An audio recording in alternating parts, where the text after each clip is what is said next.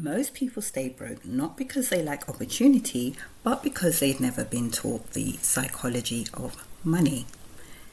In this video, I'm going to share 10 Napoleon Hill principles that can help you reprogram your money mindset and actually get you results.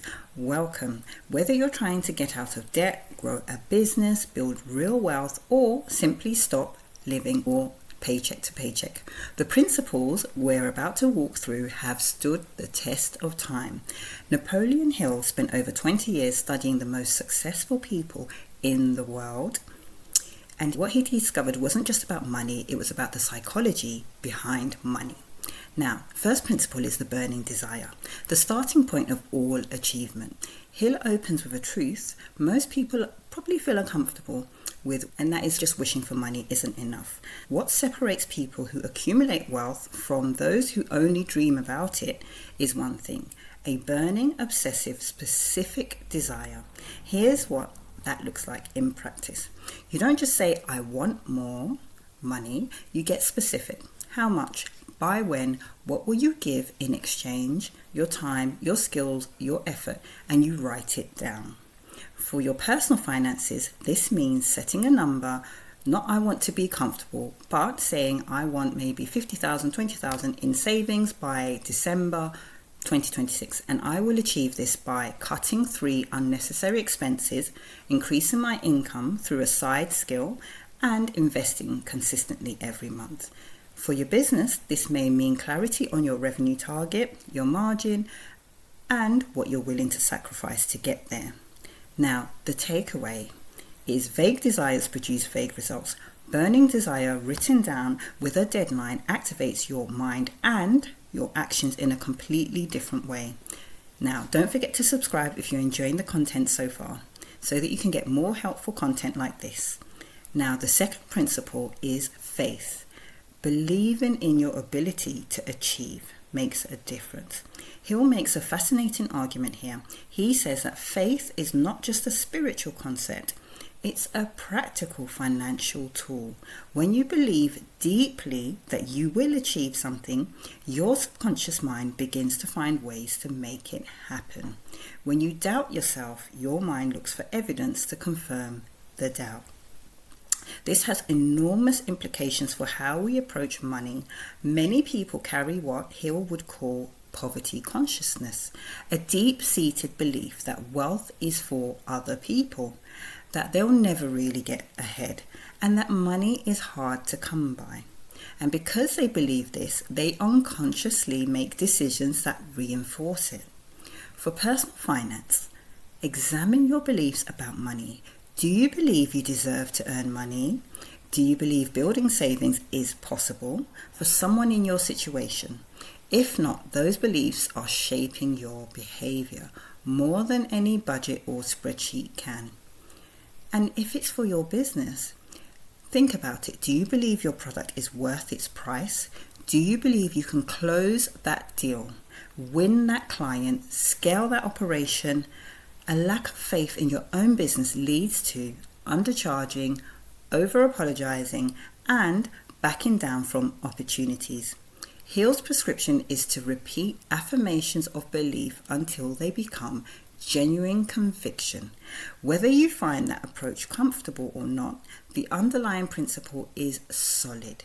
Your confidence and your financial outcomes are deeply connected. Now let's look at the third principle, autosuggestion, programming your subconscious.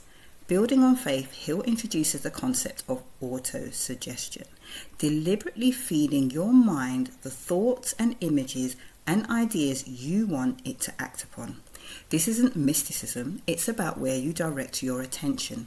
If you spend all your mental energy thinking about your debts, your failures, and your fears, that lens through which you make every financial decision is controlling the narrative.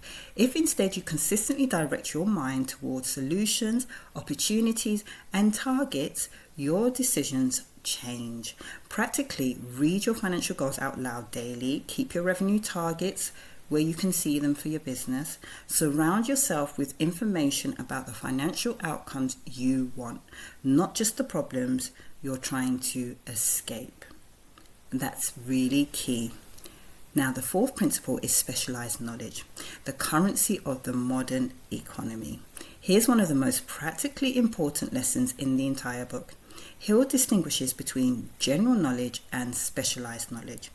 General knowledge, the kind you get in school, is of little financial value on its own. Specialized knowledge, deep expertise in a specific area, is what generates income. He makes a point that many people find surprising. You don't need to possess all the knowledge yourself. You need to know where to find it and how to organize it.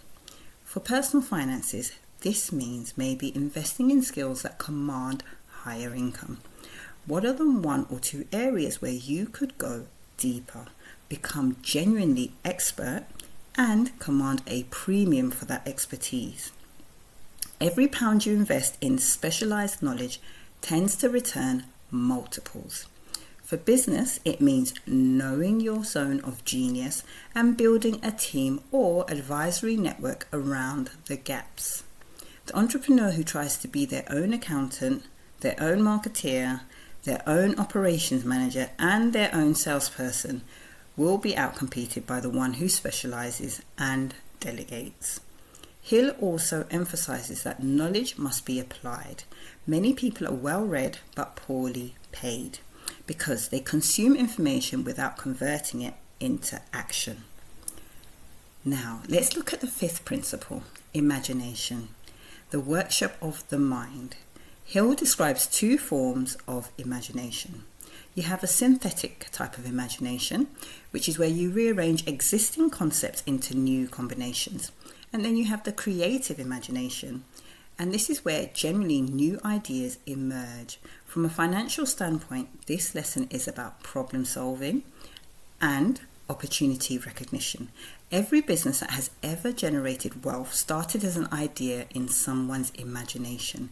Every financial problem you face has a solution, and the capacity to find it lives in your creative thinking. When your income is stuck, when your business hits a ceiling, when the conventional approaches aren't working, Hill says the answer is to use your imagination more, deliberately. What new angle haven't you tried? What combination of your skills could create a new income stream? What problem do you see every day that nobody is solving well? And for business in particular, your next revenue breakthrough is more likely to come from an imaginative reframe of what you already have than from some completely new resource you don't yet possess. Can you review feedback from clients? Is there an additional service that you could maybe create from that feedback your clients have given in terms of what their needs are? Now, the sixth principle is organized planning, turning desire into action. This is where the rubber meets the road. Hill insists that all the desire, faith, and imagination in the world means nothing without a concrete, organized plan, and the willingness to revise that plan when it fails. One of the most valuable things Hill says here is this: temporary defeat is not failure. Most successful people failed repeatedly before they succeeded. Now, what separated them was that they created a new plan and kept moving. For your personal finances, organized planning may mean a budget, but not just a restrictive one, a proactive spending plan that allocates money towards your goals first, not last. It means automating savings, scheduling financial reviews, and having a written plan for eliminating debt or wealth accumulation. For business, it means a financial model, having that ready, revenue projections, having cost structures, cash flow forecasts, and milestone targets, and crucially, a plan B and a plan C for when the first approach doesn't work.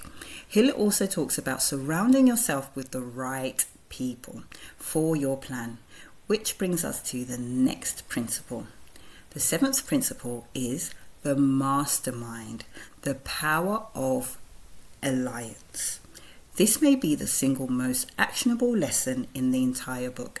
For business owners and entrepreneurs, Hill defines the mastermind as a coordination of knowledge and effort between two or more people working toward a definite purpose in a spirit of harmony. He says that when two minds come together with a shared goal, a third mind, more powerful than either individually, is created. Every great fortune Hill studied was built not by a solitary genius, but by a person who surrounded themselves with people whose strengths complemented their own. For your personal finances, this could mean who are the financially intelligent people in your life that you need to think about and really list them out. Are you taking their advice? Are you spending time with these people who challenge you to think bigger about money? Or people who reinforce your current financial ceiling? Is that who you're spending your time with? And for business, do you have a board of advisors, a peer group of other business owners, a mentor who has already built what you're trying to build? These relationships are not luxuries, they are strategic assets. The people you spend most time with will shape your financial trajectory more than most things you do in isolation. Now, let's look at our 8th principle: decision, the mastery of procrastination. Hill found that successfully wealthy people share one common trait: they make decisions quickly and change them slowly. People who struggle financially tend to make decisions slowly or not at all and change them quickly when faced with criticism or doubt. Indecision is expensive. Every day you delay the decision to start investing, to raise your prices in your business, to drop a client who doesn't pay on time, to launch that product, or to cut that unnecessary cost, that delay has a real financial cost. And Hill is clear about the sabotage of outside opinion. Most people who will tell you your financial goals are unrealistic have not achieved what you're aiming for. Their doubt is a reflection of their own limitations, not yours. Make decisions, make them based on your own knowledge, your own goals, and your own plan. Revisit them with evidence, not with fear. And now, let's look at our 9th principle: persistence, the sustained effort necessary to induce faith. Hill is really blunt here. He believes most people give up at the first sign of opposition. Wealth building, whether personal or in business, is not a sprint. It requires sustained effort in the face of setbacks, slow progress, and the temptation to quit. He describes persistence as a state of mind that can be cultivated and outlines its enemies: failure to recognize profitable opportunities, lack of interest in acquiring specialized knowledge, indecision, and the habit of relying on excuses rather than plans. For personal finances, this may look like the people who build wealth over time are rarely the ones who found a secret or got lucky. They're the ones who consistently saved when saving was inconvenient, invested when markets looked uncertain, and kept going when progress felt inevitable. And for businesses, they do not fail because the idea was wrong, but because the owner gave up before the breakthrough.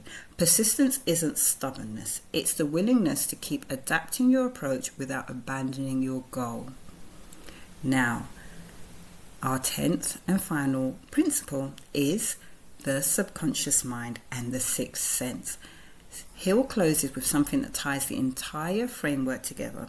He argues that when you align desire, faith, knowledge, planning, decision-making, and persistence, and when you feed your subconscious mind consistently with these things, something remarkable happens. You begin to notice opportunities previously walked past, ideas come to you, connections appear, the right people show up. He calls this the 6th sense. You might call it intuition, pattern recognition, or simply the result of a focused mind operating at a higher level of awareness. From a financial standpoint, when you know your number, you believe you can hit it, you have a plan, and you're consistently taking action. Your financial outcomes genuinely change, not because of magic, but because your entire orientation toward money and opportunity has shifted. Now, in conclusion, we need to be mindful. So what do we need to be mindful of? Let's look at a direct answer to this question. Hill's work raises for all of us to be mindful of your financial beliefs, not just your financial behaviors. If you believe you'll always struggle, you will find ways to confirm that belief. Be mindful of who you take financial advice from. Only take money advice from people who have the financial life you want, not people who share your current limitations. Be mindful of the gap between knowledge and action. Most people who read this book or books like it nod along, highlight passages, and then do nothing differently. The knowledge has no value unless it changes what you do next. Now, let's be mindful of your planning. Write down your financial targets, give them deadlines, create the steps, review them, adjust them. A goal without a plan is just a wish. So be mindful of persistence. Building real wealth, personal or in business, is not a 90-day challenge. It is a direction of travel that you commit to and refine over years.